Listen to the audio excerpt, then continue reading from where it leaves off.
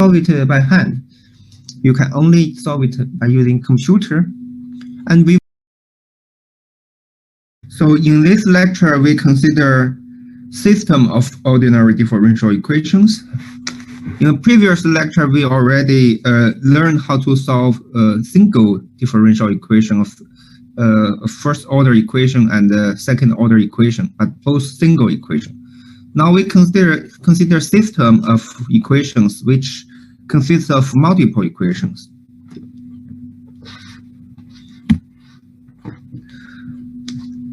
So this lecture consists of 3 parts. We will first introduce the basic idea of how to solve system of equations.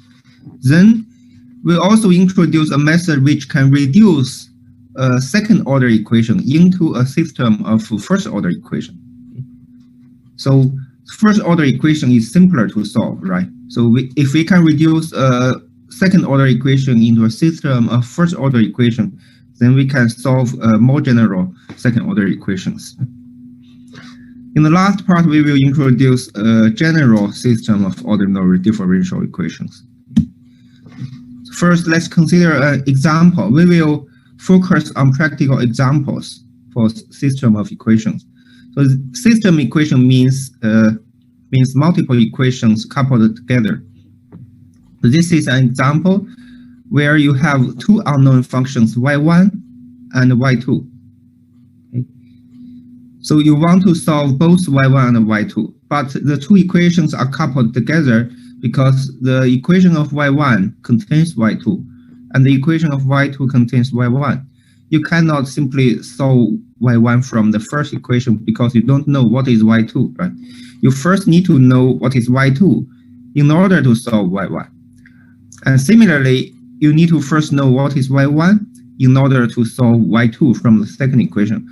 But you don't know what is y2 before you solve the equation. So therefore, these 2 equations are coupled, and they need to be solved simultaneously. The method to solve system of equations is to manipulate the equations. Through manipulating the equation, we can reduce the equations into a simpler form, into some form that you can solve into a single equation, for example. So one way to manipulate the equations is to linearly combine the 2 equations. For example, you add the first equation to the second equation times a constant. Okay. So you combine the 2 equations, but with a constant. And you don't know which constant can help you to reduce this problem to simpler problem, right? So let's just add this constant and let it to be determined later. So if you add y1, add first equation to second equation times lambda, then you consider the equation of this new function, y1 plus lambda y2. Okay, so the left side becomes this new function, while the right side, you need to sum up term by term. For example, y1 plus lambda times this term. So lambda times this term is minus 2 lambda. Okay, you collect the coefficient of y1, you get 1 minus 2 lambda. So the coefficient in the first equation is 1. Coefficient in the second equation is minus 2, but the second equation multiplied by lambda, right? So you get 1 minus 2 lambda times y1. This is the coefficient of y1. And similarly, the coefficient of y2 becomes minus 2 plus lambda here, lambda times 1. So you get this coefficient of y2. And the constant part, the known function part becomes t plus lambda t squared. Okay, so this is the known function. And you see that the left side is y1 plus lambda y2. Right side is something times y1 plus something times y2. You can extract this factor, this constant outside, and then you get y1 plus something y2. This is similar as the left side. The left side is also y1 plus something y2, right?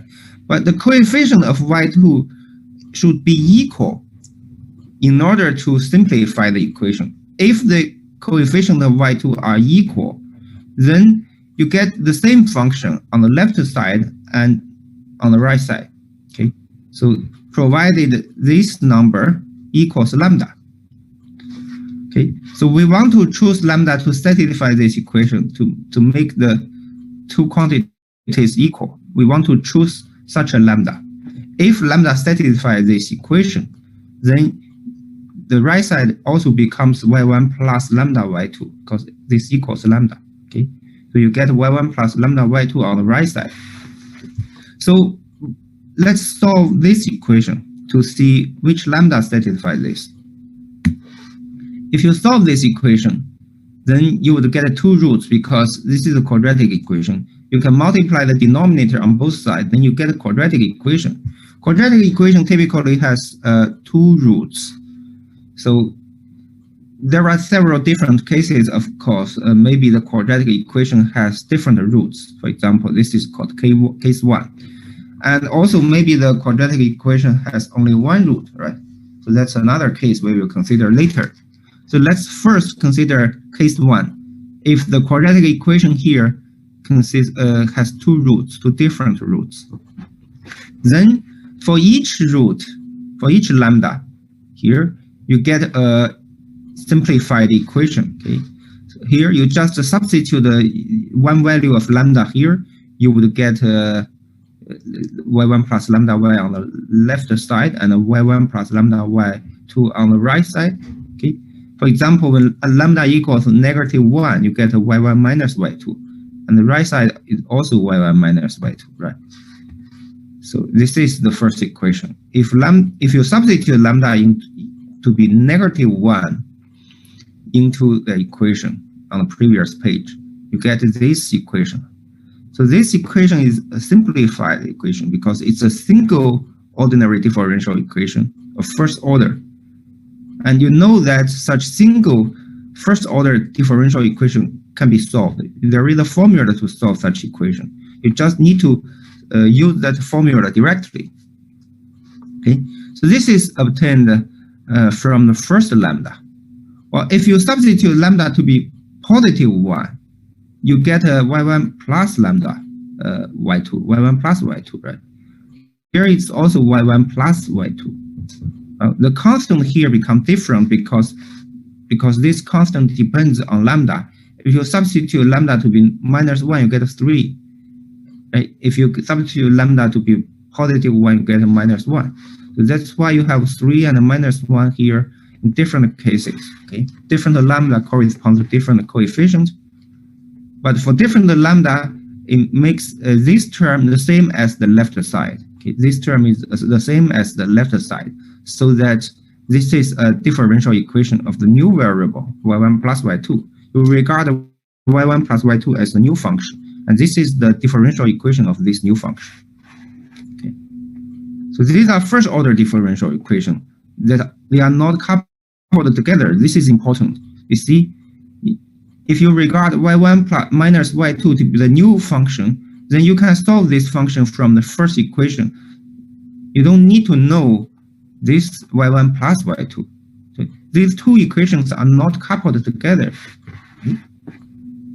So for such uncoupled equations, you can directly find the solution. Right? So for example, you consider the first equation. There is a formula which says that the solution of this equation is directly written down as this, okay, by using exponential function and integrals. Okay? There is such a formula. So what is this? The power is just the coefficient 3 here. Okay? This is exponential 3t, where this 3 comes from this coefficient. Okay, and this 3 is the same, come from this coefficient. And this is a function q of t. Okay. 3 is the function of p of t in the previous lecture. You learned this formula. You only need to integrate this to find the solution. Okay. After integration, you get this solution, which contains an arbitrary constant c1. So this is a first order differential equation. Therefore, its solution contains arbitrary constant, contains one arbitrary constant. So this is y1 minus y2. Okay. Well, of course, you can solve y1 plus y2 from the second equation, and solution is directly given by the same formula.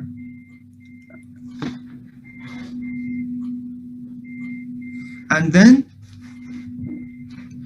there is another arbitrary constant. This -1 comes from coefficient here. So this is the -1.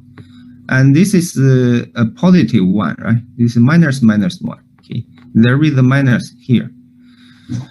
Okay, so after integration, you will get the solution of y1 plus y2. Okay, so there is another arbitrary constant. Anyway, you get two arbitrary constants. And if you sum up these two equations, sum up 4 and 5, you get twice of y1, right? Then you divide by 2, you get y1. So you sum up the two equations, divided by 2, you get y1. Okay.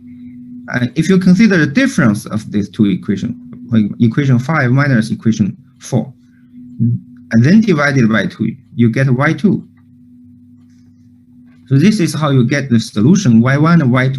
You first solve y1 minus y2, then solve y1 plus y2. Then you combine these two, you get y1 and y2. Okay. And the reason that you can solve y1 minus y2 is that you get an equation that is not coupled together with the other equation. So this is the key point, that the two equations are not coupled. So this method decouples the equation. So there are two arbitrary constants in the final solution. Okay, because you have two unknown functions, two equations. Each equation will produce an arbitrary constant. In total, you produce two arbitrary constants. But they are connected to each other. They are the same constant, right? So if this is C1, this is the same C1. Okay, so these two constants, C2, are also the same constant. In total, you have two arbitrary constants for the two functions. Okay. So now you know how to solve system of equations. The basic idea is simple. Just combine the two equations to make the result simpler, right? To simplify the equation. Okay. But there are some different cases in this simplification. For example, as I mentioned, if you sum up the two equations with the coefficient lambda times the second equation, okay? So if you combine the two equations, you get y1 plus lambda y2 on the left side, and then you will also get y1 plus something y2 on the right side, and the purpose is to choose a lambda which will be equal to this coefficient on the right side. If they are equal, then the right side will also be y1 plus lambda y2, the same as the left side. Okay, so we want to choose lambda to be just this coefficient of y2 on the right side, and therefore you need to solve a quadratic equation because you need to multiply this denominator. You need to multiply denominator on both sides. Then you will get a quadratic equation of lambda. Okay. For the quadratic equation, it contains two roots, right? Sometimes it produces common roots, double roots. This is our case 2. So in the previous question, we considered the case 1, that the two roots are different. So in this question, we consider case 2, the quadratic equation of lambda give you double root. The same, you have only one root, actually. And in this case, you can only use this -1. You substitute -1 here to be lambda, then you get an equation of y1 minus y2, right? So 1 minus lambda will become +2, okay, when lambda equals -1. So this becomes +2. So and this is y1 minus y2. What you get is y1 minus y2 here, and you have +2 as the coefficient of it.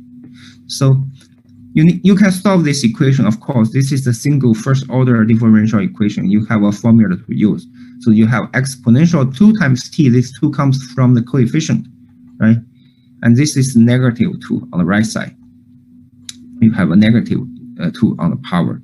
And suppose that you should be able to compute this integral and get your solution, which contains an arbitrary constant C1. The difference between this question and the previous question is that you don't have another equation for y1 plus y2, right? In the previous example, you have another equation y1 plus y2 because you have two different lambda, two different roots. But in this question, you only have one root. Therefore, you only have this equation. You don't have another equation of y1 plus y2. Then how do? You get y1 minus y2, but still you couldn't solve this from y1. Couldn't solve y1 from this. Okay, you don't have another equation to use to give you y1 and y2 coupled with this equation. But therefore, you need to find another equation, okay, to use. And the method is that you just use this equation. For example, you use the first equation. Okay? In the first equation, originally, the first equation is a differential equation which contains both y1 and y2 on the right side. Now you have a relation between y1 and y2. You know that y2 can be expressed as y1 minus this function. You can substitute this expression of y2 into the differential equation here. Then you eliminate y2. You get an equation of y1 only, right? So if you can eliminate y2, you get a single equation of y1, then you can solve it. Because this is the idea. You substitute this expression into the equation, eliminate y2. Okay. Else you can also eliminate y1. Okay. So let's eliminate y1 in this question. So we have y1 minus y2 equals right hand side. You can move y2 to the right side. You get y1 equals y2 plus right hand side. Okay. And then you can substitute this expression of y1 into the differential equation of y2, right? Which contains y1 here. But you replace this y1 by equation 9 here. Then the equation contains only y2. There is no y1. If the equation only contains y2, then you can solve y2. Right? So this is your y2. You use the formula which have exponential 2t here. This 2 comes from the coefficient of y2 here.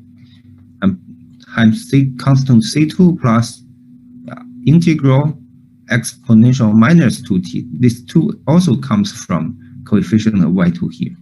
And then this is the right hand side. So this is a function here. So after integration, you would get the solution, which contains two arbitrary constants, C1, C2. Okay. Because C1 is here, C2 is here. So your expression of y2 will contain two arbitrary constants. Okay. So in this way, you get y2. And once you get y2, you substitute y2 into equation 9, you get y1, right? You replace y2 by this function, you get a y1. So you can also get y1 and y2. Okay, for such questions, even if your quadratic equation of lambda has only one root, because you can artificially choose one equation from the original system. Just choose the equation of y2. You can eliminate one variable, eliminate y1, for example. If you eliminate y1, then you get a differential equation y2, which you can solve. So this is a little different from the previous question, because in the previous question, we don't need these steps. Okay? Excuse me. In the previous question, for you can get one equation of y1 minus y2, another equation y1 plus y2. You directly from this, you combine the two equations, you get y1 and y2. But in this question, it's different. We need to use the original equation again to eliminate one variable, because we don't have two roots for lambda. So this is more complicated. Excuse me, sir. Some parts of the slide are missing, and we have a problem. We can't really keep up with you. We can't see the slides properly.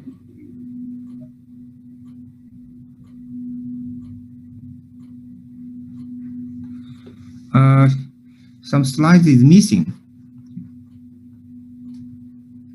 Let me share again.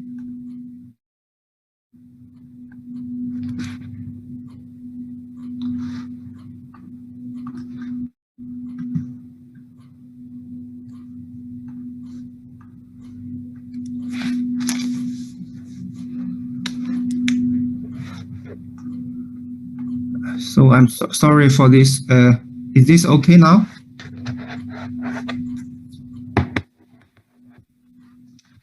Sorry. So which part would you like me to repeat?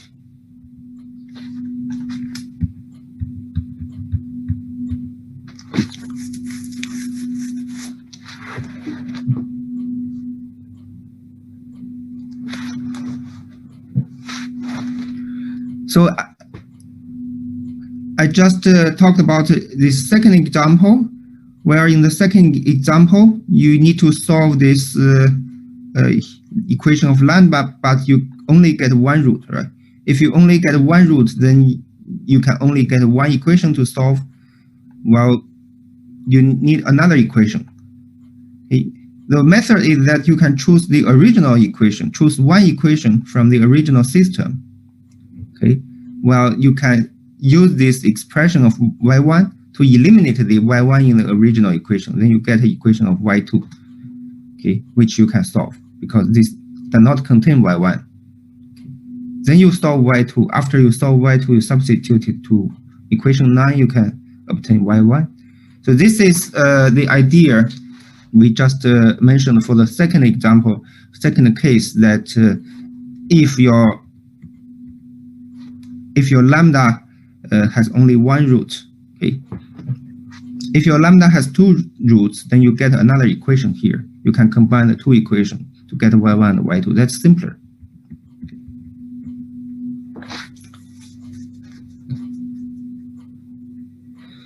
So basically, the two examples contains just the two different cases for solving system of equations.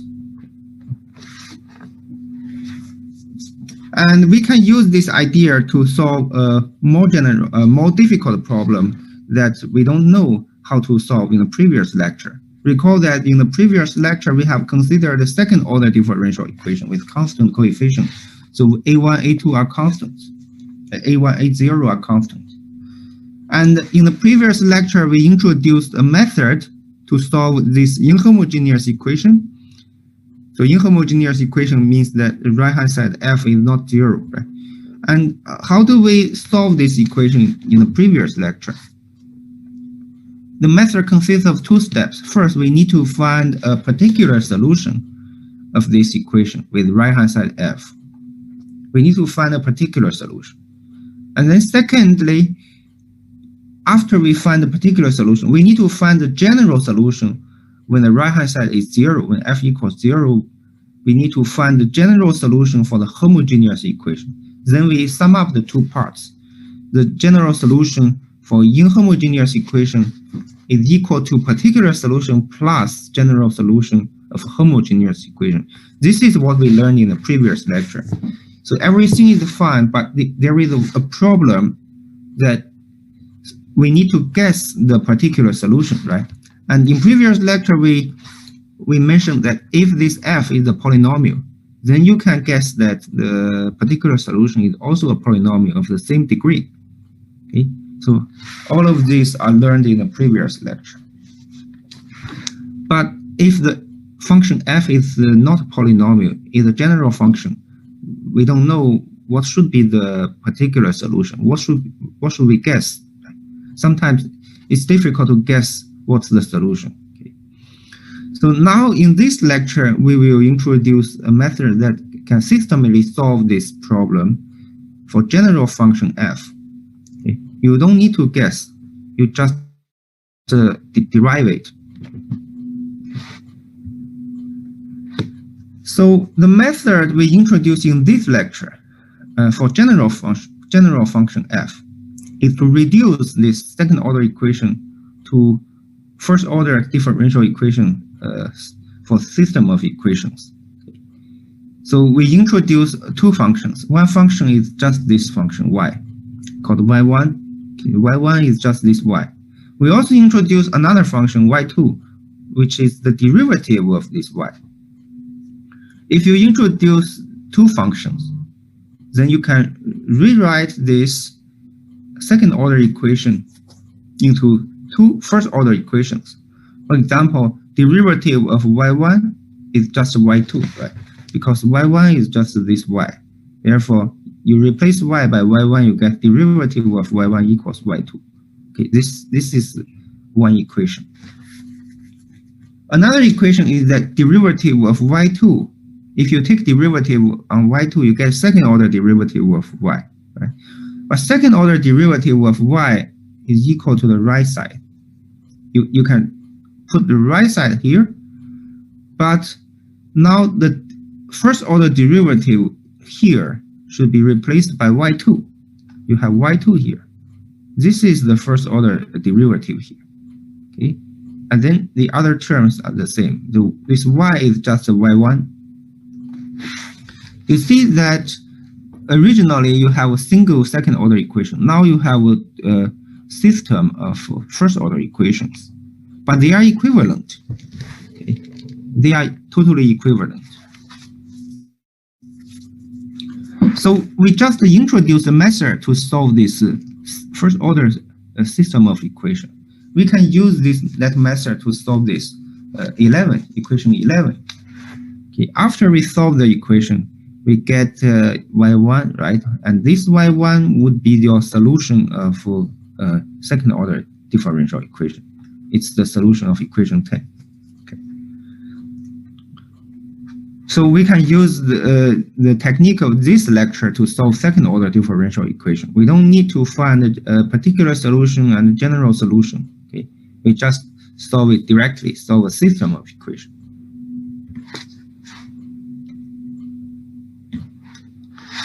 Okay, so let's look at this particular example.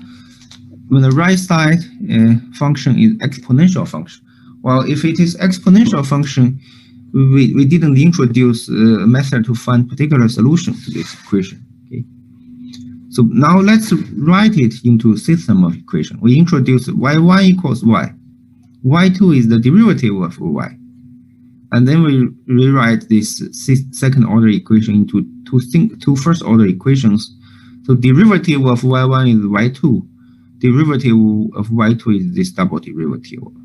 And this equals this is y2, right? Equals y2 plus 2 times y1. Okay. So you get two equations. And let's solve this system of two equations. Our method is to combine the two equations, right? So the first equation plus lambda times second equation. This is our method. And we will choose lambda later to simplify this expression. Okay. On the right side, you also get a coefficient of y is 1 plus lambda here. Okay, you get 1 plus lambda times y2. And 2 times lambda times y1. You get 2 lambda y1. And 1 plus lambda y2, but we extract 2 lambda to the outside, so that the right-hand side is still in the form that y1 plus something y2. Okay, we want to write the right-hand side into this form, so that we can compare these two blue parts. We want the two blue parts to be the same number, so we want to choose lambda to be equal to this. 1 plus lambda over 2 lambda. So we want to choose lambda to satisfy this equation. And this gives you a quadratic equation of lambda. And after you solve it, you would find that there are two different roots for this question. One root is 1, the other root is minus half. Well, for each root, you can get a simplify the equation because this is the equation on the previous page. Okay, just this equation. I copied it here. So this is the equation. And if you substitute lambda to be 1, you get y1 plus y2 here. And this is also y1 plus y2. And this is 2. Coefficient is 2. Okay, and this is 1 times exponential t. Well, if you substitute the lambda to be minus half, you would get minus half times y2. And this also becomes minus half. And 2 times lambda becomes minus 1. And the lambda is minus half. So you get two different system of equations. One equation for y1 plus y2. The other equation for a function is y1 minus half y2. Okay. For each equation, you can solve the unknown function. From the first equation, you can solve what is y1 plus y2, right? You can find that y1 plus y2 is given by exponential 2 times t. This 2 comes from the coefficient here. In the bracket, you get an arbitrary constant plus exponential minus 2 times t. You should have minus 2t because 2 is the coefficient. Then times this exponential t. So you should get exponential minus 2t times exponential t. So in the end, you get exponential minus t. So after you integrate this, you can be integrated easily, right? You get this expression for the function y1 plus y2. So for each these equation, you can directly write down the solution, right? For the second equation, you can directly write down what is this function. This function is given by the formula, and which is easy to compute. So after you get the two functions, you should still try to find what is y1, right? Because the purpose is to find y1. y1 is the unknown solution to the original second order differential equation. If you look at here, what you want to solve is y, right? And this is y1. So you only need to solve y1. You don't need to solve y2 for this question because this is a second order equation. You only want to solve y.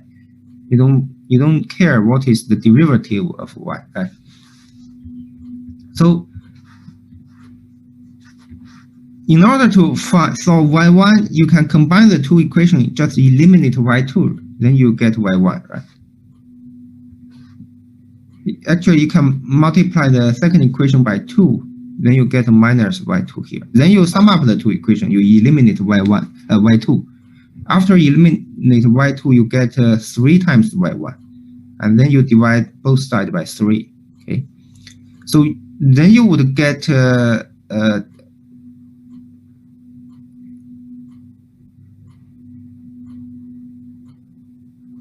us 1 over 3 times this c1. Actually, there will be 1 over 3 times c1, and 2 over 3 times c2. Okay, and then you get these two parts give you negative half. But we didn't write 1 over 3 and 2 over 3 here because these are two arbitrary constants. They can be any number. So if c1 and c2 are arbitrary constant, 1 over 3 times c1 is also an arbitrary constant, right? So 2 over 3 times c2 is also arbitrary constant. We just write two arbitrary constants here. They can be any constant. Okay. So this is how we solve this second order differential equation with general right-hand side. We converted it to a system of a first order differential equation, which we can solve by using the techniques developed in this lecture.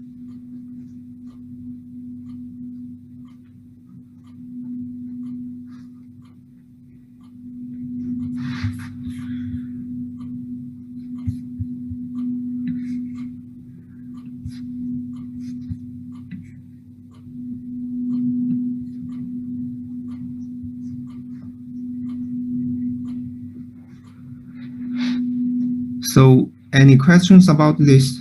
If you have questions, you can just type your questions.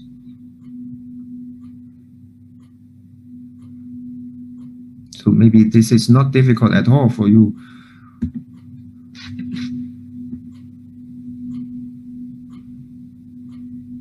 So I would give you some time for you to practice this.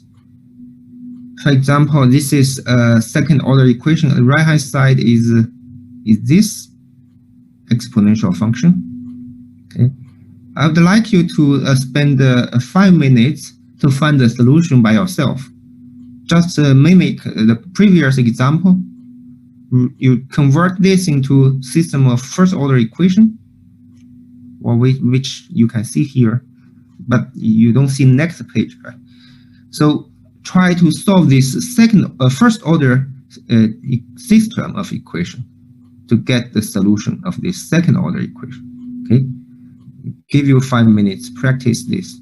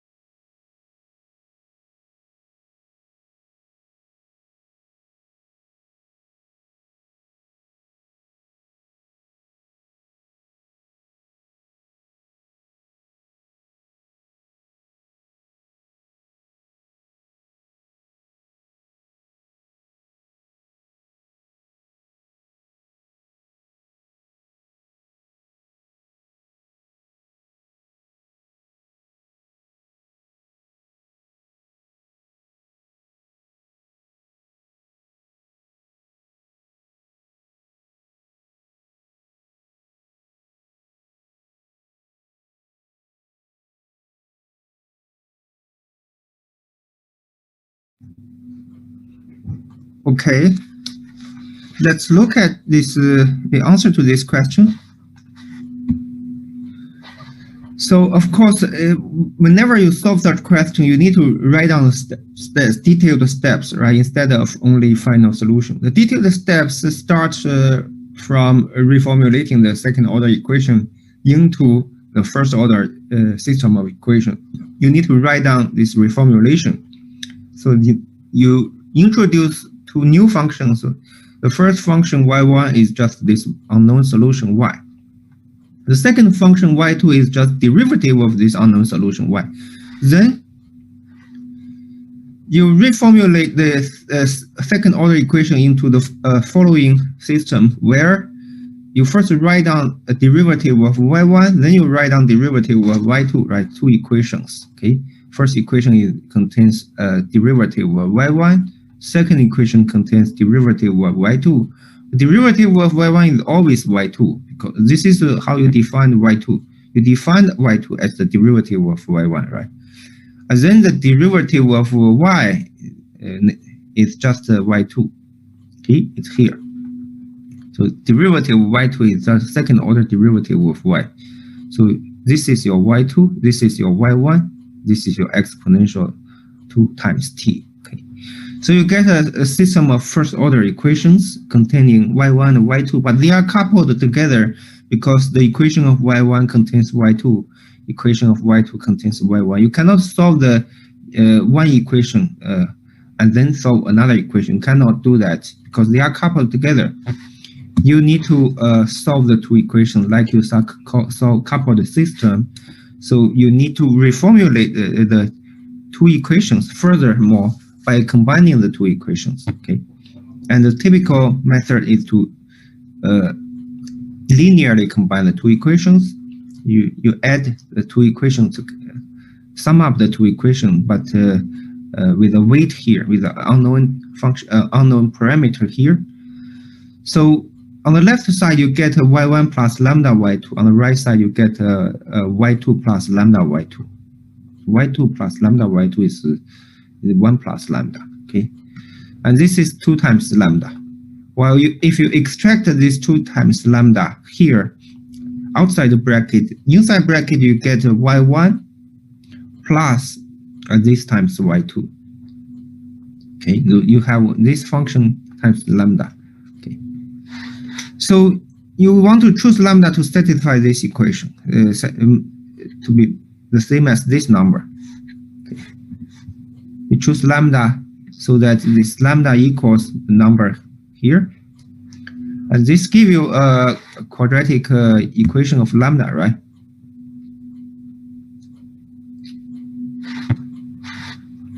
So these two lambda are the same. The same as the previous example. Okay. The only difference is this function. This function becomes different, but lambda is the same as the previous example. Okay. So for each lambda, you get an equation. Again, the same as the previous example. And therefore, you can solve y1 plus y2. You can solve y1 minus half y2. Okay. You get two different functions here only. But the left side is the same as the previous example.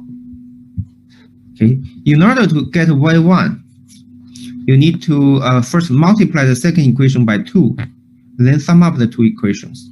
You get 3 times y1 on the left side. Okay. Well, if you multiply the second equation by 2, you get a minus 1 over 3 here. And then you sum up these two terms. You get t minus 1 over 3.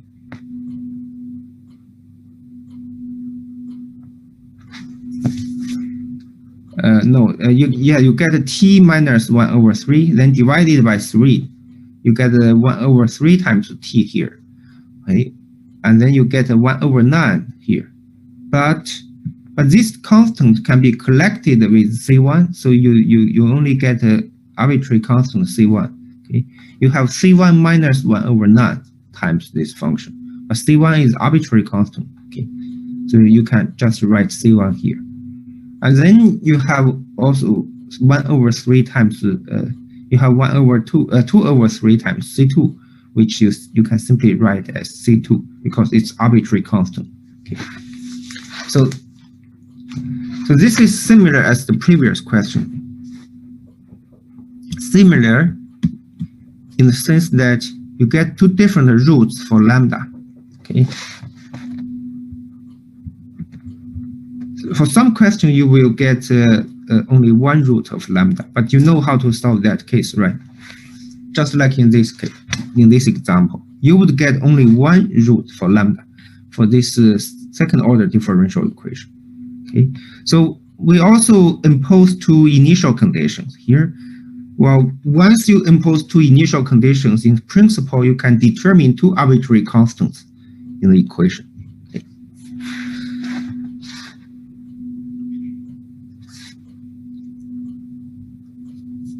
So this would be slightly different because it produces only one root for lambda. It's a double root.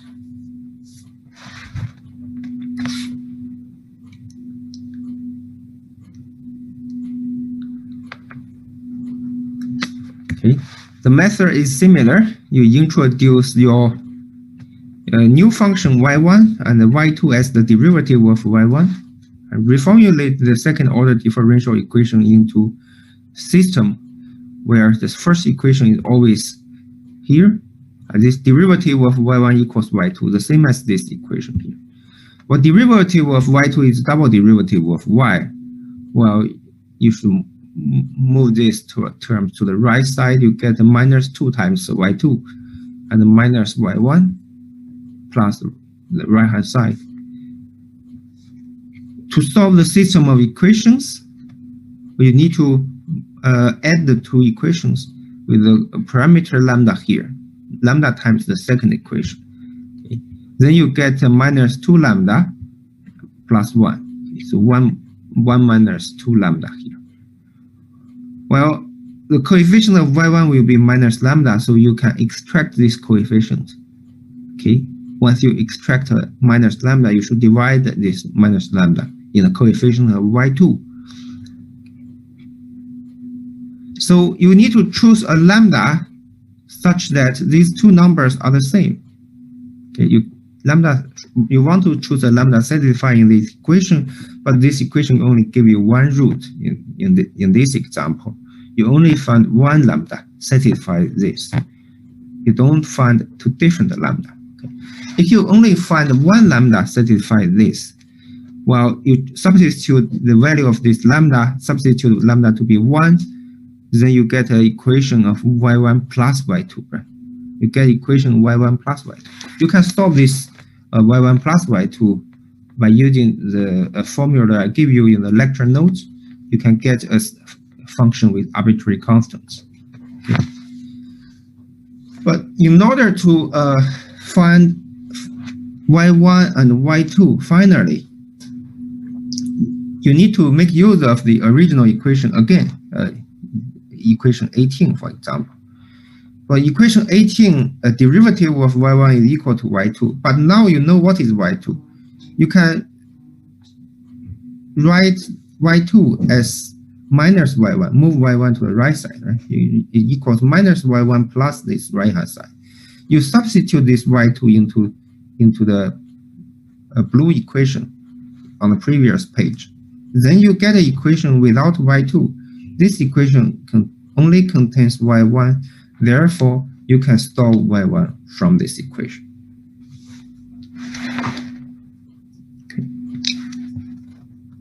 Okay, you can solve y1 from the equation. Well, the formula is known, well known, and provided you can calculate the integral. Well, so after you find y1, you get your solution with two arbitrary constants c1, c2, right? Well, in order to determine c1, c2, you need to make use of the two initial conditions. Well, the first initial condition is simpler because you can simply set t to be 0 and set y1 to be 2. You get 2 equals C2 here. When t is 0, you get minus 2. Okay. You get C2 minus 2 equals left side is 2. You get C2. C2 is 4, right? But the second initial condition is more complicated because it's a condition on the derivative. You need to first find the expression of the derivative. So you can just use this expression because, right, you have y2 here. y2 is your derivative. Right? So this is just a value of y2 when t is 0. Okay?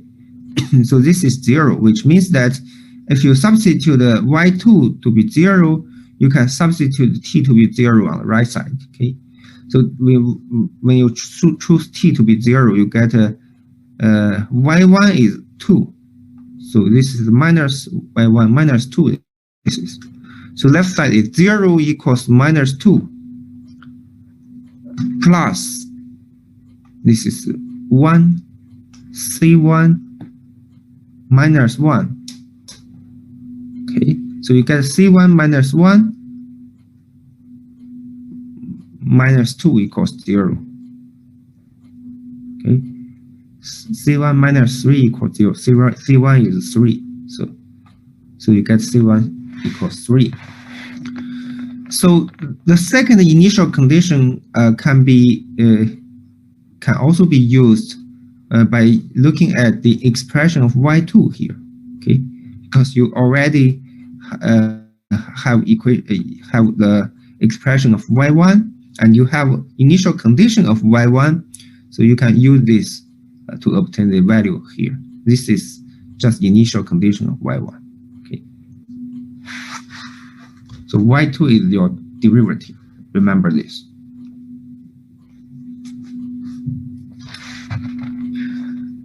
Okay, I hope that you can get through of this easily, because this lecture will appear in the exam in the midterm test, of course, next week.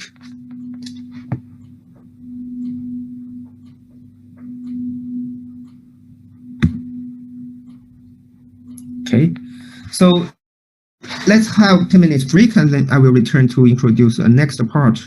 The rest of this lecture is there is only a little for the rest of this lecture. So let's have some 10 minutes break. Well, if you have questions, you can ask for the first part, solving second order differential equation. Okay.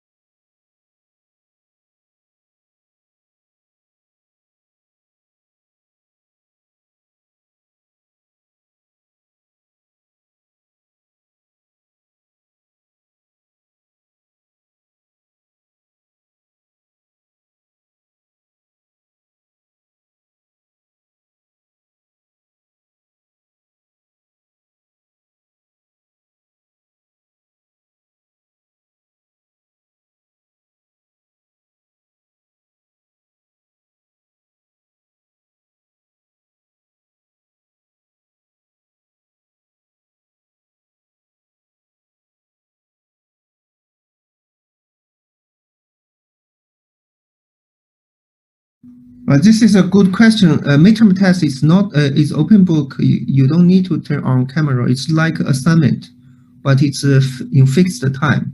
Okay. You should finish this midterm test within a fixed time, 2 hours, okay. And including the upload the time for upload the PDF file. Okay, so actually it's better to work out the problem in 1.5 hours and use the rest half hour to upload your solution. Okay.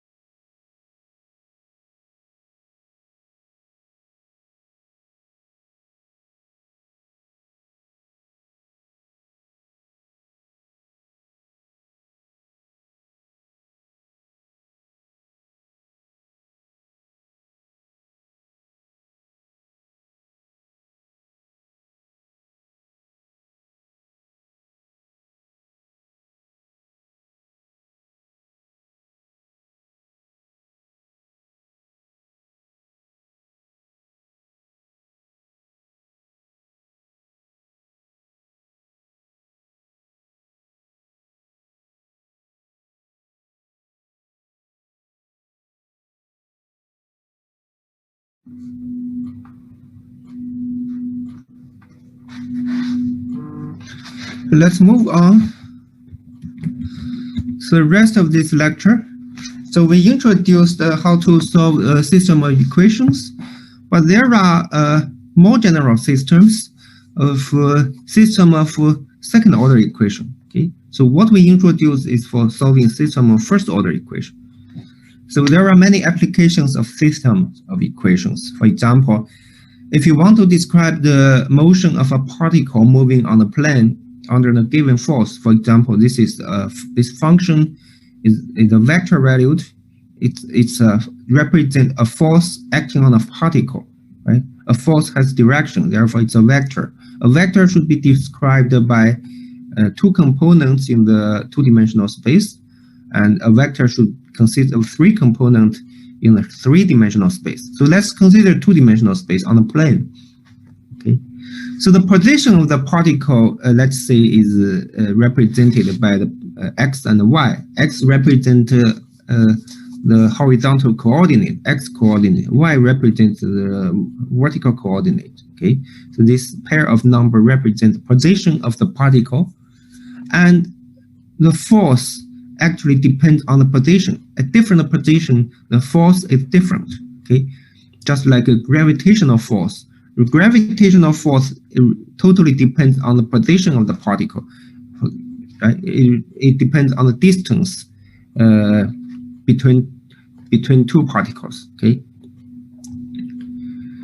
and according to Newton's second law, the acceleration of the particle is proportional to the force acting on the particle. So the coefficient would be called mass of the particle, right? And this is Newton's second law can be described by differential equations in this way. The position of the particle is xy. Therefore, acceleration would be double derivative of this position. So in the x coordinates, the double derivative would be second order derivative of x, and this is the acceleration in the horizontal direction. So acceleration in the vertical direction would be double derivative of y, right? And acceleration is proportional to force. The coefficient is mass, right? In the x direction, and this is this equation because F is the force in the x direction, while G is the force in the vertical direction, y direction. Okay, so you have a second equation. While these two equations are coupled, because the equation of x contains y, right? The equation of y contains x. They are coupled system. They need to be solved simultaneously. While this is a system of second order differential equation, it cannot be solved by using the techniques we introduced in the previous half of this lecture, because that techniques only work for system of first order linear equation. While this force may not be linear, may be nonlinear, like gravitational force, that's nonlinear function of position, right? So this is more general system of second order equation with nonlinear right hand side cannot be solved by techniques in the previous half of this lecture. And now you have a double derivative on x and a double derivative on y. In total, you have 4 derivatives, right? 2 derivatives in the first equation and another 2 derivatives in the second equation. You have in total 4 derivatives in the system. Therefore, your solution generally consists of 4 arbitrary constants. And in order to determine the solution, you need to impose 4 initial conditions, 2 initial conditions for x, and another 2 initial conditions for y. So 4 initial conditions will determine the 4 arbitrary constants in the solution. Okay, so then there will be, once you have initial condition, then there will be no arbitrary constants. Okay. So the problem is that it's not possible to solve this system analytically in general if the right hand side is nonlinear function. Okay, so well, you can solve it if the right hand side are very simple. For example, if it's 0, of course you can solve it. If the right hand side is 0, then you can immediately write down the solution. Okay, if the right-hand side is linear function of x, y, that becomes a system of linear equation. For system of linear equation, you can also solve it by using the techniques we introduced in the previous half of this lecture. But for nonlinear functions, it's impossible to write down the solution analytically. Okay, but we can still solve the system of equation numerically by using computers, and this is the techniques that people use nowadays. People actually don't solve equation by hand in practice in companies or engineering. They don't solve people by hand. They solve they solve equations by computers, right? Numerically. So how to solve equations by using computers? We will introduce the basic idea here. So you can convert the second order differential equation into a system of equation, right? But there are two second order equations. Each second order equation can be converted to two first order equations. So in total, you would get 4 equations. For example, you introduce y1 x1 to be x, x2 to be derivative of x. You should also introduce another 2 functions, y1 to be y, y2 to be derivative of y. Okay. So therefore, you get 4 equations. The first second order equation of x can be written into two first order equations.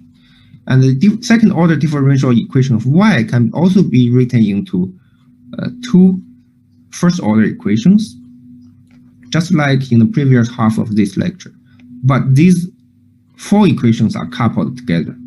Okay, you get a system of 4 equations to solve. It's more complicated, and you have nonlinear functions here, right? Okay. So in order to solve these 4 differential equations simultaneously, we can introduce a more convenient notation. Let's introduce a vector valued function. So let's introduce x to be a vector consists of these components.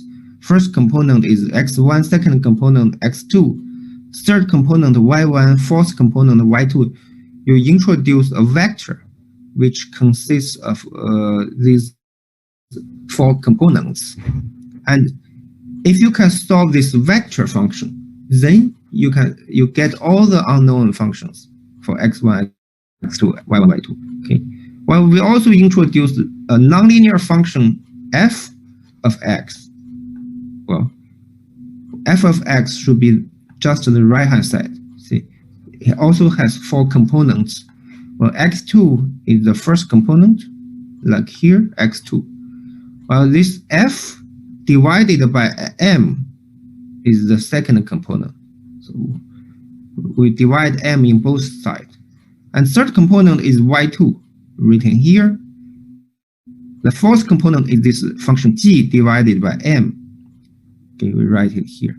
So we divide m on the second and the fourth equation so that the left side is just the derivative of the new variable x. The left side is the derivative of the vector function. The right side is the vector function, f of x, with 4 components written here. And for this vector valued function x, you solve the equation numerically because x is a function of t, right? So at different time, the position x is different. So the position is a function of time, function of t. So we divide our time into small intervals. Let's choose a sequence of time levels that with very small gaps. Okay, so t1 is very close to t0, t2 is very close to t1. So the gap between 2 time levels are very small. You choose a sequence of such time levels, and then you approximate the derivative by a difference quotient. Okay? Because this is the definition of derivative. What is derivative? Derivative is just the limit of this difference quotient. When the gap tend to 0. Okay, when the difference between Tn and Tn minus 1 tend to 0, the limit of this would be the derivative. Okay, so at every fixed time level Tn minus 1, we approximate the left side by this difference quotient. The right side is just the value at this time level.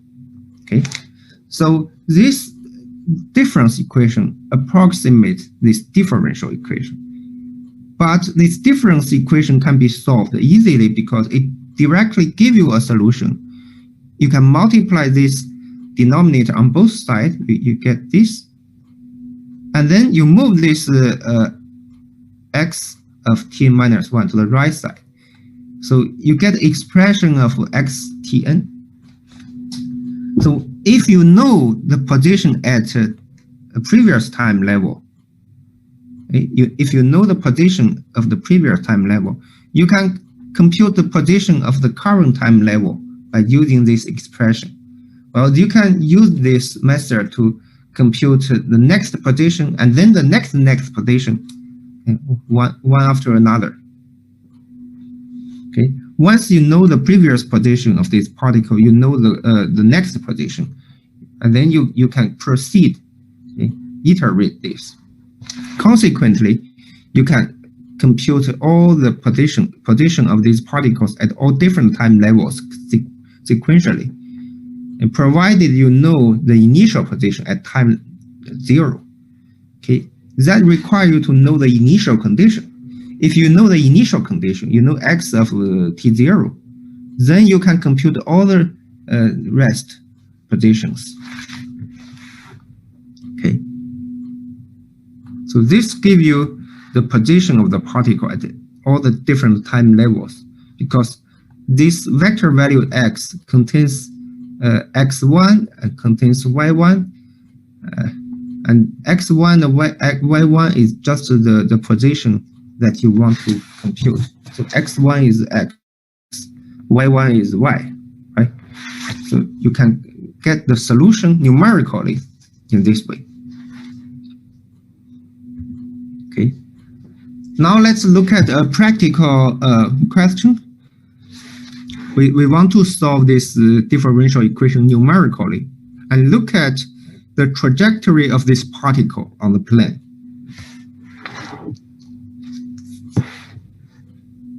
Well, the differential equation we want to solve is this nonlinear differential equation. On the left side, it's a double derivative. On the right side, it's really nonlinear function. It's not linear function of x and y. It's nonlinear function, very complicated. Okay, so you cannot solve it by hand. You can only solve it by using computer. And we need an initial condition. Initial condition for xy and initial condition for the derivatives. So these are 4 initial conditions. You see, initial condition for x is 1, initial condition for y is 0, initial condition for the derivative of x and derivative of y. So in total, there are 4 initial conditions. Okay, because you have 4 derivatives in the system, you need 4 initial conditions to determine the 4 arbitrary constants. So now you have the required initial condition, and let's solve this problem. So this blue line is the problem we have in hand, and we want to solve it numerically by using computer. The first step is to introduce the new functions x1, x2, right? y1, y2. Okay, this was introduced before. Okay, so you write down derivative of x1 is just y2, derivative of x2 is just double derivative of x, well, which is here. Okay, now your x is just x1, right? So y is just y1. Well, the derivative of y1 is just y2 because it's defined here. Derivative of y1 is y2. Derivative of y2 is the second order derivative of y. It's just this function. You write it here. So your y is y1, x is x1. So on the right side, you have a nonlinear function of x1, y1 in the second and fourth equation. But the four equations are coupled together. You need to solve the four equations simultaneously. And the initial condition for the four variables, x1, x2, y1, y2, you should write down this. It's easy to make mistake here. The initial condition for x1 is just this. For x, it's 1. The initial condition for x2 is not this, because this is y1. The initial condition for x2 is this one. Its derivative of x, okay, it's 1. Okay. Initial condition for y1 is 0. Initial condition for y2 is the derivative of y, it's 2. Okay. So you write down the initial condition here.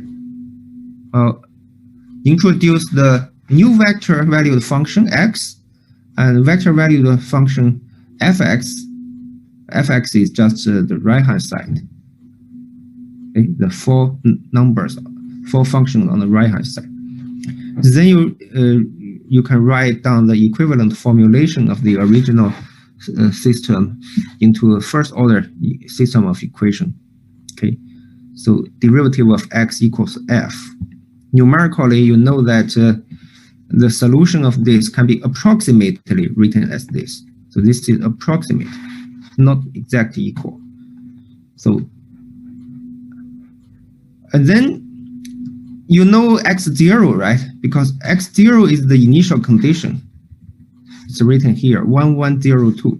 So this is x0. Since you know x0, you substitute x0 here, you get x of t1.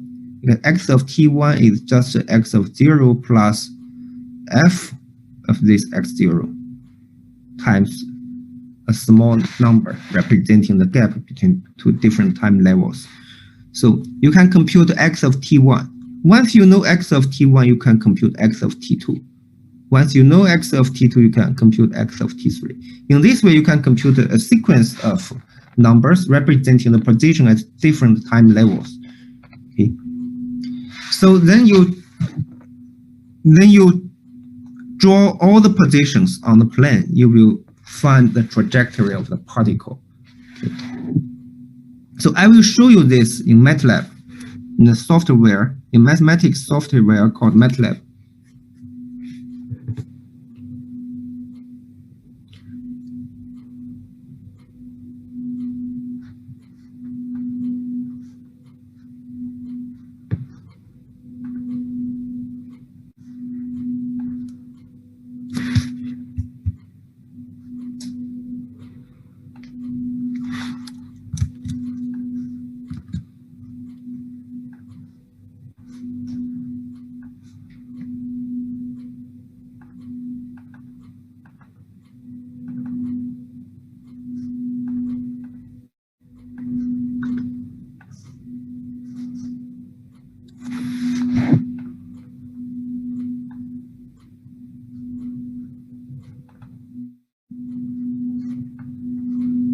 Okay, so let me show you the MATLAB code.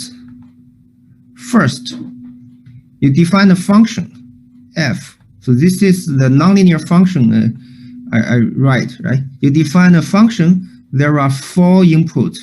You input, for any input, 4 numbers, x1, x2, y1, y2, you define the function with 4 components. The first component here, the second component here, third component, fourth component. Okay.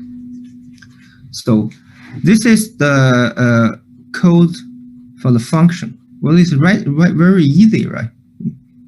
Just 5 lines. The first line shows that you want to define a function. Okay? The rest of 4 lines define the 4 components of the function. Because it's a vector, contains 4 components, right? So this code is really easy. Okay, this is the nonlinear function that you see just now. Okay. Well, now this is the nonlinear function. With this nonlinear function, we also need to write another code to solve the differential equation numerically by difference equation, right? So this is the initial condition. Initially, the position of x is 1102, if you still remember. Well, you can open your lecture note to see this example, that the initial position is 1102 for the vector x1, x2, x3, x4. Now, let's choose a very small gap between two different time levels. Well, 0.0001. Okay, this is called time step size. So it means that Tn minus Tn minus 1 is equal to this very small number. Okay, so this is very small. When it is small, the accuracy is high. Well, these two lines represent the range of x and y we want to see. We want to see on the code, on the picture, just produced by the software. Okay, this is not really important, not important at all. So we want to predict the position of the particle up to this time. Okay, so this is the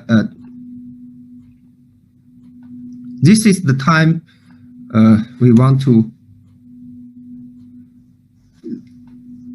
look at the position of the particle. Okay, we want to compute the numerical solution up to this time. And how many time levels? Because the gap between different time level is dt. Okay, well, how many time levels in total up to capital T? This capital N represents the number of time levels. Okay. So you need to compute, for each time level, compute a numerical solution. There are in total n time levels. For small n, from the first time level to the last time level, capital N, we compute the position, update the position one by one. Okay, so if you know the position of the previous time level, then you substitute this position x here and also into the nonlinear function, right, times this dt. Okay, so this gives you the left side x. Left side represents position of the particle at next time level. Okay, so once you know the previous time level, you can compute the next time level, and then this command will show you the position on the picture produced by this software. Then you can see how this particle move. So now let's run this code.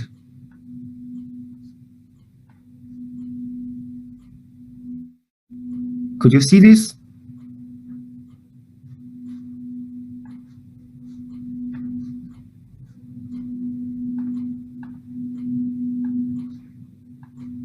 I'm not sure whether you can see this this trajectory.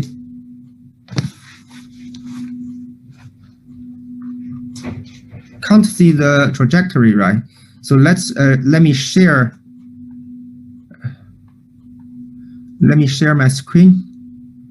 Just now it's not sharing the screen.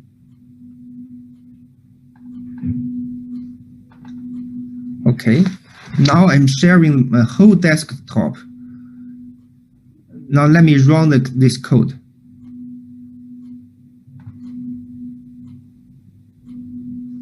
So this time you are able to see the trajectory of the particle, right?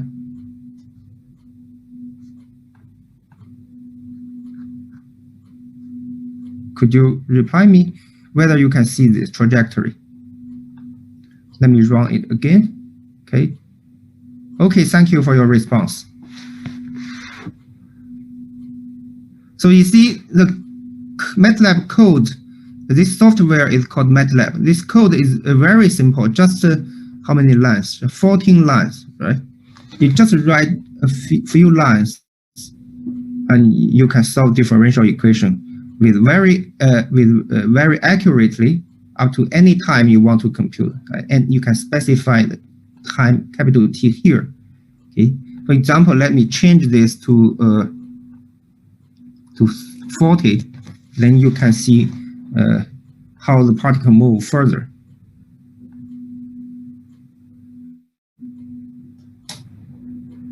So this is how particle move. Now you can see how the particle move further.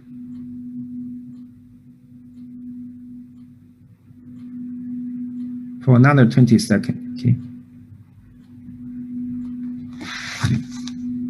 So this is the techniques that people use nowadays, okay, in engineering to solve differential equations.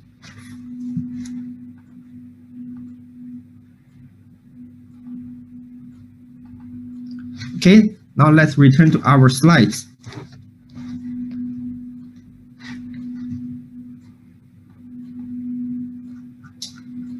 So you see that this very complicated differential equation can be solved by softwares very easily.